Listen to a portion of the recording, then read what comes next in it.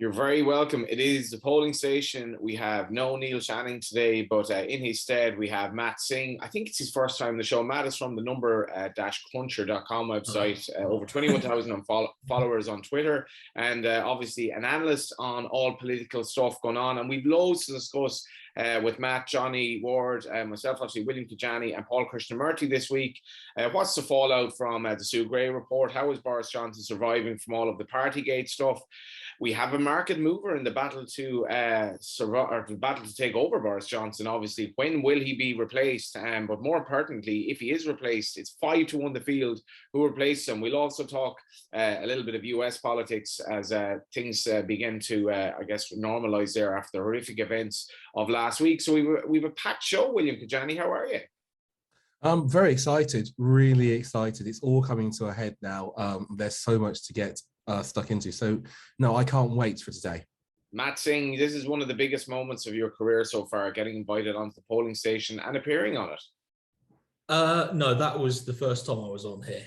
This is like the third, I think. But yeah, good to see you anyway. Yeah. And you have some wine on the wall there, which is, I think, a lovely backdrop. Yeah, it'll be even better in a glass. But yeah, maybe say that for after work. How are you, Paul? Very well, mate. Very bit hot here in Rhodes. How hot is it? Must be 33, something like that. Yeah. We'll probably skip the climate change discussion for this week, but let's go straight over to William with our market mover for the next leader of the Conservatives party, because we have had a mover, William. Yeah, Rishi Sunak is now 7s from a high of 12s, and he'd been 14s before that. And I know that a certain person here has actually reinvested, jumped back onto Team Sunak, and I thought that was interesting because obviously this could happen very soon. It's wide open with 5s to field. Jeremy Hunt and Liz Truss, opposite wings of the party, leading that market. Tom Tugendhat at 6-1. Sunak at 7s, who's leapfrogged Ben Wallace and Penny Mordaunt, both 8s. Then it's double figures, which starts with the Dean Zahawi. Then you can get 14s Javid, 16s Gove, and then 33s Raab, Baker and Barclay, 40s bars. So yeah, Rishi Sunak being clipped in a bit, quite notably, I think. Yeah, you were in the Penny Mordaunt camp, Paul, but what's your take on this now? You've slightly readjusted your position. I'm still in the Penny Mordaunt camp. I've got 3 main positions, which are Liz Truss from a long time ago at big prices, Penny Mordaunt at bigger prices than they are now, as from a few months ago on the show. And I got on Sunak a couple of weeks ago at around, last week actually, after his intervention on energy bills at average 14 Betfair, average 13 for the leadership. None of them are a really confident tip, but I think that the way to play these markets is always that there's only, when it starts, there's only going to be a maximum of 3 or 4 realistic candidates. They're not that hard to identify who those candidates might be. There are others that could go along with that, but I'm pretty confident that at least 2 of those 3 will be serious contenders, and in which case their odds will collapse. And that's exactly the case with Sunak. I mean, he's Chancellor of the Exchequer. He's one of the best known politicians in the country. He has a degree of goodwill from a lot of swing voters, a lot of non-Tory voters because of furlough. I think even if the energy bill thing is not going to be a game changer in the cost of living, it does at least show that it does demonstrate, it gives him a narrative that he's on people's side that other candidates don't have. And I think he's backed by very, very powerful forces, quite clearly. Before we get to you, Matt, William, you were just talking during the week on our WhatsApp group about the potential for how many letters have been reached, and you're just getting the feeling that the end is becoming closer and closer for Boris, and maybe more nigh than we thought. Yeah, I didn't quite see it coming this quickly. I'd mainly agreed, although I didn't have a terribly strong position on it, but I'd mainly agreed with Paul, which is that 2 by-election defeats, and it's 5-2 on the double. Wakefield and Tiverton, Lib Dems and Labour, would trigger, something like that. I thought that might be the last straw, because because Labour winning in the Red Wall, but also the Lib Dems winning in a very safe Tory seat by definition would trigger it. But it appears the Sue Gray report has led to a sort of trickle or stream of Tory MPs who have gone back to constituents during recess and been told they are not having any of it. And we look to be really close. Later stats from Tom Larkin of Sky, who has done a brilliant job of following all this. 41 MPs openly questioning the Prime Minister's leadership and 28 MPs calling for him to go now. That rises to 30, I think, when they say he should go before the next general election. And I think it's fair to say, you know, all of those would have submitted letters to 1922. I think there's definitely a few, I don't know how many, who have possibly submitted a letter without saying so. You have to remember that when Theresa May reached the threshold, I think it was 27 MPs who called for her to go publicly. We're already at 28 with Johnson, and there's definitely more than that who are of the belief he will lose in the next election. And also, if not when, then now, or if not now, when, really, because things could get rather packed and you have a party conference season and maybe expecting to have a leadership campaign in the summer. But that's just me thinking out loud. I think we will get a confidence vote, though. And I think it'll be... You think it'll be soon? Matt, I think maybe the Bill Clinton team came up with this notion that if you kind of can survive 10 days of news coverage on a particularly bad event, people are sort of fed up and they're a little bit muddled and they just move on to something else. And I think that was refined to 11 days in Britain. So either way, it's 10 or 11 days. Boris has overcome about 10 or 1100 tragedies in this, premiership so far. He's still somehow holding on. Is the end now? Well, it depends what you mean by the end. I mean, in terms of actually having a vote of no confidence take place, I mean, it sounds as though, certainly anyone you speak to, any Tory you speak to in Westminster seems to think that that's going to happen once the Jubilee's out of the way. I mean, it's certainly, there's a difference here between whether he can hang on as a leader of the Conservative Party and therefore PM, and whether he can hang on in a place with the public, with the voters, whereby he could lead the party to another election victory. I mean, it does seem as though his brand has taken a very significant hit, more than the Conservative Party as a whole, and it is quite hard to see him or really anyone coming back from the sort of damage that he's suffered. Now, obviously, there's a first time for everything, but as things stand, the numbers don't look terribly good for him. Does he desperately need to win one of the by-elections? Well, I mean, in terms of how by-elections are often quite, in terms of how much they tell you about the nature of public opinion, because by-elections could be sort of anywhere, just wherever there happens to be a vacancy, and they also tend to have a number of inbuilt biases, particularly against the governing party. Their use as a cephalological measuring device is often far less than far lower than than you might expect from the amount of attention that gets paid to them.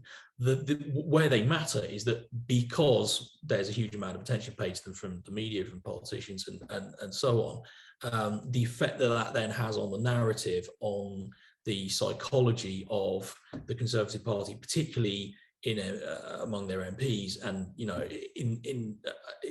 this is a classic situation where you've got one defence from Labour, one defence from the Lib Dems. In virtually all cases, besides the Scottish MPs, it'll be facing one of those two parties.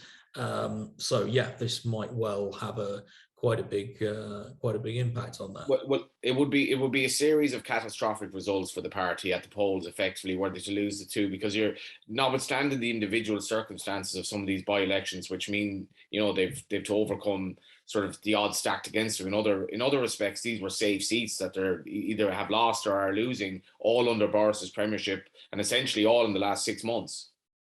Well, I mean, I think the thing with by-elections, the Lib Dem, bear in mind that they lost Chesham and Amersham on a very substantial swing, bigger than they would the Lib Dems would need in Tiverton, at a time when the Conservatives were doing very, very well. They just gained, as a governing party, gained Hartlepool on a massive swing. I think certainly the Lib Dem, the ones against the Lib Dems, and I mean, there's a reason why I think they're favourites for Tiverton, is that the Lib Dems are just very good at by-elections. Now they've got rid of, it's no longer seen through the lens of Brexit and people on the right, people on the left who sort of hadn't necessarily forgiven them for the coalition. Well, I think now that's sort of old news for most of those voters. So losing to the Lib Dems is kind of, it depends how much you lose by, how big the swing is, but it's never it is not an automatic disaster. But I think a heavy defeat in Wakefield would be, because that is a lot more typical of the sorts of places where the next election, any general election, is going to be decided. And I think also that Labour has not been doing particularly well in by-elections recently. It certainly doesn't have the sort of the Lib Dem type magic. So if the Conservatives were to lose it by the sort of amount that you'd expect, just based on the national polls and what have you, that could certainly get people's attention. I mean, it seems as though apparently there's this idea among Conservative MPs that Wakefield, they're probably going to lose Wakefield, but it'll be relatively close. But I don't really see why it would be. I mean, the national polls at the moment are suggesting about a 10% swing nationally from Conservative to Labour.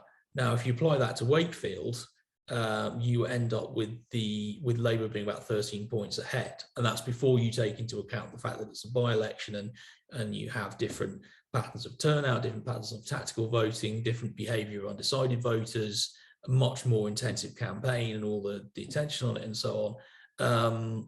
I mean, I can see the Conservatives are losing that one pretty heavily, and I'm not sure Westminster is really prepared for that sort of outcome. Yeah, and just on that, actually, just an update on the betting from Matt, what Matt said there, Paul.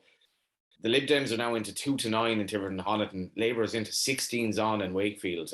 So it's just all going one way, which is probably predictable enough. I think so. Look, Tiverton and Honiton isn't a certainty. It's such a big swing that you can't call that a certainty, but I do think they'll win. And it's certainly, the context of it looks a lot worse than it did before Chesham and Amersham or before North Shropshire, where the swing was it was huge and it was unpredictable. How you could have really foreseen that from psephology, I don't know. It was Chesham and Amersham particularly. So you have to think they'll lose that. The only thing about Wakefield, as I said, I think last time we talked about it, is there is just that unknown that someone like George Galloway could get into the race and cause chaos. He's not in. He's not on the ballot. Definitely not. Definitely no. The ballot's out. He's not on it.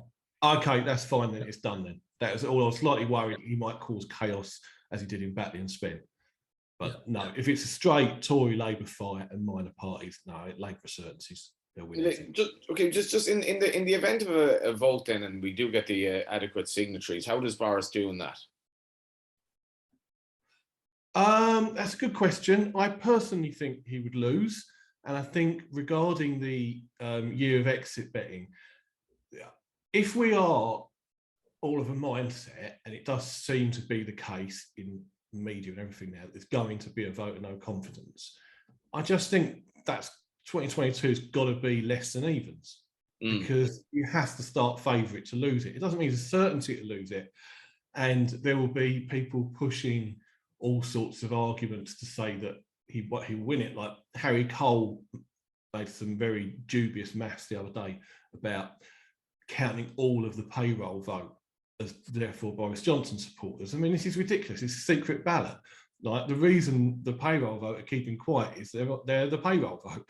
They don't have to, if they want to stay on the payroll vote post 2024, they're going to back what they think the best outcome for the Conservative Party is. And the general consensus does seem to be that Boris is a liability. So I think he'll lose. I think Yeah. he'll lose quite badly. And with quite badly, and with that in mind, William, I presume the closer this comes, the more would-be candidates and would-be people with a future are thinking, well, I have to disassociate myself from this toxic brand and almost rewrite history here, purge myself from photographs of Boris and be seen to be aligned to the right side, which is not Boris. Yeah, and everybody who can do that has already done that to some extent. And it's quite noticeable that a large majority of the MPs who have publicly called for him to go, no surprise, they've got Lib Dems as second place party in their seats. Now, do they have big majorities? Yeah, they do, based on what happened in 2019 when the Tories were 10 points ahead. You take the swing that you've seen, even just as an average, they all become rather competitive races. And that's not looking great for them in the direction of travel. So no, I think we have seen that sort of disassociation. And whilst we've not necessarily seen everybody throw their hat in the leadership ring, I think anybody who's currently backing Johnson basically has to, right? That they either have to because he's the only person who give them a job, or they're in the cabinet and they can't jump ship, basically, for reasons. Fundamentally, Matt, it does look like he's been the master of kind of survival so far, but it does look like he's getting into a situation where he just can't turn this around, to me anyway. Yeah, I mean, I guess the calculation that a lot of them are going to make is as Paul was saying, what the best outcome for the party's electoral prospects is. And I guess there is this sort of defense put up by Boris Johnson's supporters that there isn't an obvious alternative, which is true, but it may simply be that he becomes enough of a drag on the party that that they will feel that, you know, there is at least one of the potential replacements might do better. It's interesting, I haven't yet seen any of this sort of hypothetical national polling where they ask sort of how would you vote in an election and how would you vote if these people were the leaders and have various potential other Conservative leaders, which is not something pollsters terribly like, because it doesn't tend to be that predictive of what actually happens, but papers do seem to like it, so I'm a little bit surprised we haven't seen much of that yet, but maybe we will soon. Well, you said there's not necessarily it's put forward, there isn't an obvious candidate. It's 5-1 the field. I think this market has been a 6-4 the field job. Where do you see the value in this? Like 5-1 the field, it's incredibly open. To me, is that? Yeah, that's in terms of his replacement. Yeah, in the party. Yeah, I mean, I don't. I'm nothing jumps out as huge, huge value. I mean, I think there's a lack of consensus about who the front runner is, and I think the pricing more or less reflects that. I mean, I don't. There isn't anyone to me who jumps out as huge value, if I'm honest. Yeah. Just jump in on that. What you were saying before, Matt, about the hypothetical polls. I mean, this is really important because they're not happening now, and nor should they happen now, because most people don't recognise the candidates. But if there were a leadership race, right, and there were, as there will be, lots of TV hustings, probably a question time special, that kind of thing, we will then get that. We will get those hypothetical polls, and they can move, they can change everything. When David Cameron became leader, the outsider of 4, they did 1 leadership hustings, and overnight he was odds on because he won that so easily. And that, to me, is probably the biggest argument for Rishi Sunak. It is very easy to see, even though he's trailing Keir Starmer at the moment, given that Keir Starmer has pretty ordinary ratings and Labour have pretty ordinary ratings, it's very easy to see a politician who has that, but a core of goodwill behind them from the public, and also is clearly a very articulate, solid media performer. Yeah, could fare really well in that. Whereas we know from the past, Michael Gove is going to struggle in that environment. look, we can take a punt on the others. I personally think Penny Mordaunt will be very good on the media. I think she'll poll well. I think Tom Tugendhat will probably poll well, but he's probably got negatives in other respects. But those hypothetical polls are really, that's something we need to look for. Just to jump in also, whilst we haven't had those specific kind of hypothetical polls, Ipsos Mori and the Political Monitor does rank Prime Minister material ratings. And in April, I appreciate it's a bit dated, but the last time we had this in April, it was Sunak with 22. This is taking out Johnson and Starmer. It was Sunak who beat Javid. There was a percentage point between them. Then Hunt, Truss, Wallace, Raab, all within 2 points. And then Gove and Zahawi all were on 13%. Patel was on 10. I think the Gove point is an interesting one, just because I feel like he'll have quite a lot of influence at some point, but he won't be popular enough in the right circles to run and win, I don't think. But I do think he'll have a big impact on the race. Also, possibly worth keeping an eye on the Conservative Home ratings, which just quickly, because Johnson's underwater now with the Con Home monthly panels, it's Wallace, Zahawi, Trevelyan, Truss, Barclay and Braverman. Now, admittedly, that's a very skewed sample, right? Because it's a lot of internal Tory stuff. And I think Wallace is definitely getting an artificial Ukraine boost. But that could be worth keeping an eye on as we go through the next stages. Is it not just generally worth keeping an eye on the those who have a military background and whether that perhaps has a, I mean, obviously Ukraine obviously is the obvious hook for it, but perhaps going forward, if maybe we're going into, even if it's not a new Cold War, certainly at least a more dangerous geopolitical period in history, I mean, could that potentially benefit those types of candidates? You can win on that point. Really, completely agree.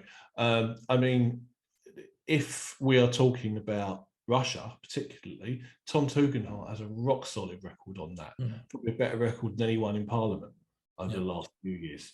And Penny Mordaunt too opposed the electricity cable situation backed by Alexander Temirko. So that might have earned her some good points. And I think in general, you know, if the public are getting introduced to these people they've never really heard of before, and they find out they have a military background, they're going to be better disposed towards them than they are, for example, towards a banker or a businessman. Yeah.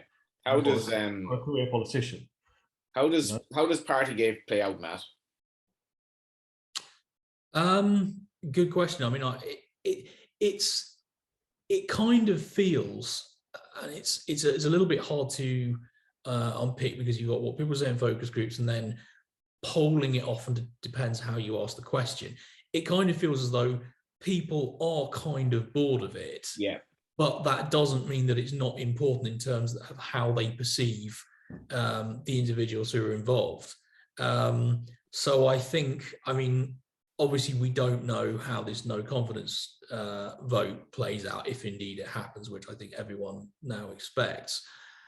But yes, I mean, it could play out with with Johnson staying and then losing the next election, or him going. I mean, it's even possible he stays and wins the next. I mean, I'm not totally ruling that out, but it does seem as though that's less likely now. Let's turn to the States now. Paul, you've been having a couple of positions on this. I had American cousins over, actually, who went to Ballon Robe races last night, and I had a chat with them about American politics on Monday night. They're as exasperated as a lot of their compatriots are about gun reform, about Donald Trump being 11-4 favourite with Star Sports, odds that I pushed many times throughout the night to be the next president, and generally the state of play over there. What is the latest from your perspective?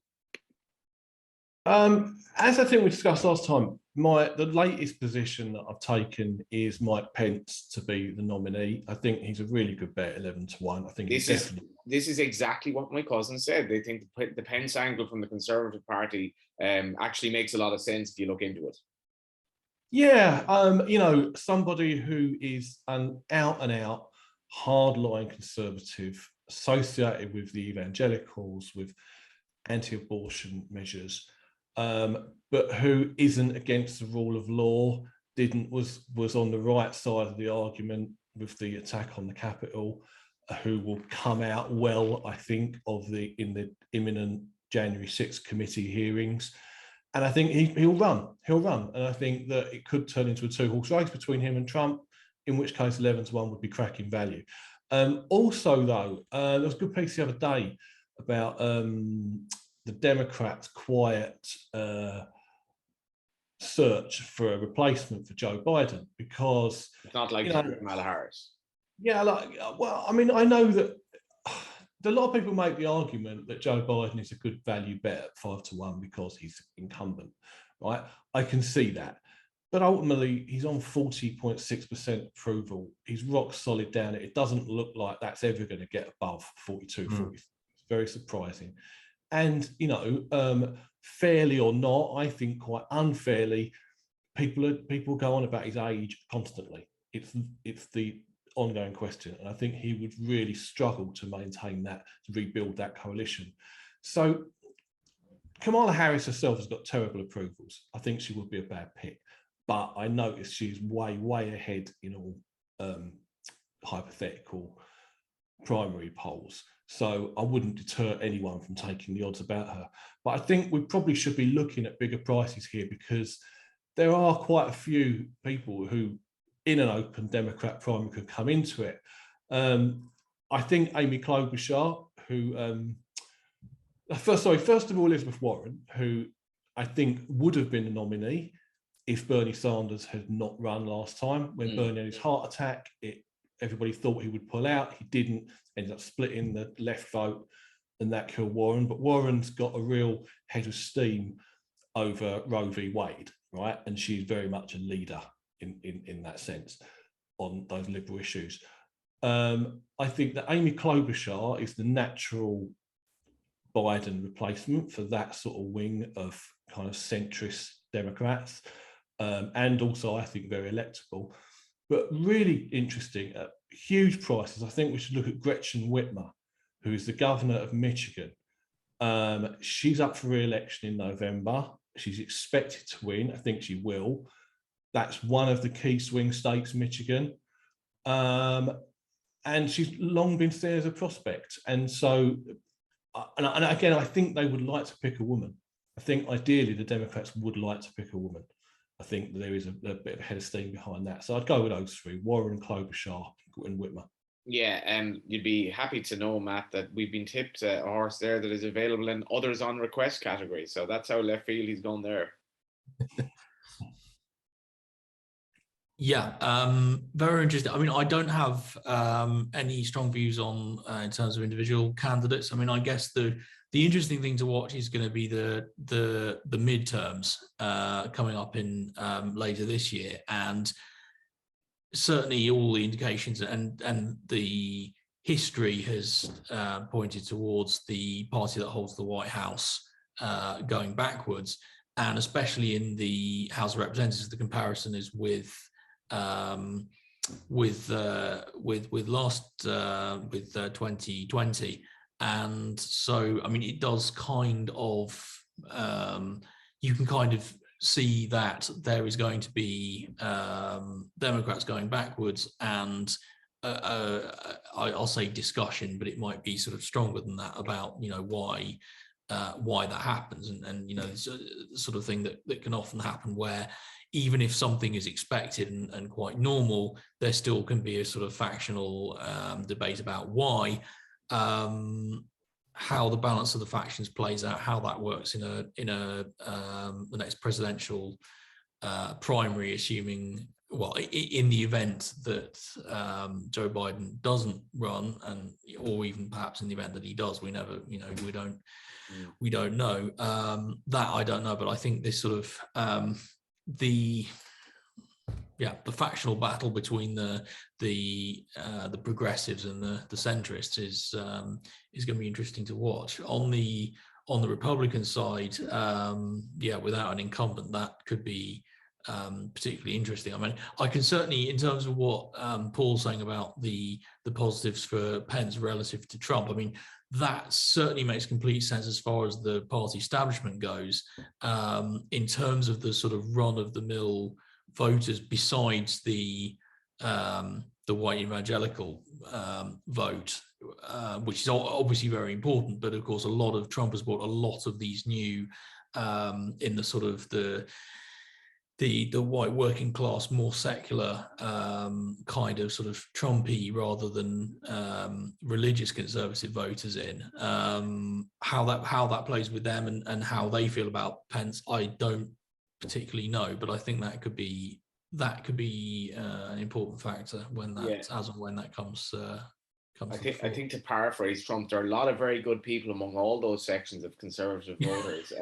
But to me, William, he's effectively trolling the victims and the relatives of what happened last week with his NRA language, which I thought was utterly despicable. And will there be a revolt from American people against this? That this guy could actually be the next. Like I think the two betting pictures are fascinating. The betting to be the next US president and the betting to be the next prime minister, and also in the Conservative Party. A lot of things can happen down the tracks, but I don't see it with Trump. I think he's too much to deal with, but at the same time, he's 11-4 favourite. Yeah, with that, it shocked me, but it didn't shock me because that's what Trump has done for years. He's too old to change now. He's not going to change now. He's not even a gun lover. He's not even a gun lover. This is the thing. Yeah, but it's whatever suits him for his political purposes at any given point. Owning the libs, right? That's what it's about. Yeah, it's about owning the libs as hard as possible. And his support of guns. Yeah. So that shocked me, but didn't shock me. Is he too unpopular to win again? Oh, I would love to say yes. I'd love to believe that's the case. I think the data, it suggests that's the case, but I'm telling you, it's probably not the case. I think he's probably still the right favourite, as much as that sort of hurts me to say, just for the fact that his route to a nomination, hypothetically, if he stands politically, I think at the moment is clearest. I don't think that's like by a wide margin. I'm not suggesting he's a certainty. I think Paul makes a good case. I think Matt throws up some interesting points, but I wouldn't be mad keen just yet to lay him. I think the interesting thing is that Biden and Trump sort of make this market. So if you have a fancy for the nominee at a big price, see what you can get on them for president. Pence is 16-1 to be president. There's no way a Republican nominee will be anything like that price, even if he's within a shot. So the smart bet now could be, if you think you've got value in either race, back him for the White House as well. And you could have a very advantageous position. And you wouldn't even need your chosen candidate to get to the nomination. You just need them to be reasonably competitive. If Warren becomes reasonably competitive, those odds will probably crash in the same way Klobuchar's would, in the same way that Pence's would. You can get 16's Pence to be the next president. Based on all that, I don't think it's a terrible price. So you're basically saying hold it in the expectation that it will shorten rather than hold it to the okay. Yeah, I think so. But that's the way to play all leadership contests. Get on early, get the shortlist early, and then you can cash. Just one thing, we mentioned before about the hypothetical polls in the Tory contest. Again, I think this is really important in America because we're not really seeing that yet. This time next year, probably before that, we're going to see a swathe of polls for Biden versus Trump, Biden versus Pence, DeSantis, etc., Harris versus. I am very, very confident that Trump will fare much worse than all the others in that situation, right? Because there is a large strand of America that is not necessarily Democrat, that probably was historically Republican, and even a section of Republicans who despise Trump and will vote for anyone against him. Now, whether that matters, I don't know, because if you go back to 2016, he trailed then. That was the most bizarre thing, that when they did all the hypotheticals against Clinton, Marco Rubio would come out 10 points up. Even Ted Cruz would come out 2 or 3 points up. Trump would lose, and yet they chose Trump, and he did win. But it's worth keeping an eye on. Yeah, maybe they were a bit too embarrassed at the time, but then ended up voting for him. But it's been great having you all on. Matt, thanks a million for coming on. And as I mentioned at the start, you can check out Matt at number-cruncher.com for his political analysis. And for our analysis, we will be back next week with the polling station, Johnny, William, Paul, and Neil Channing, and we shall talk to you then.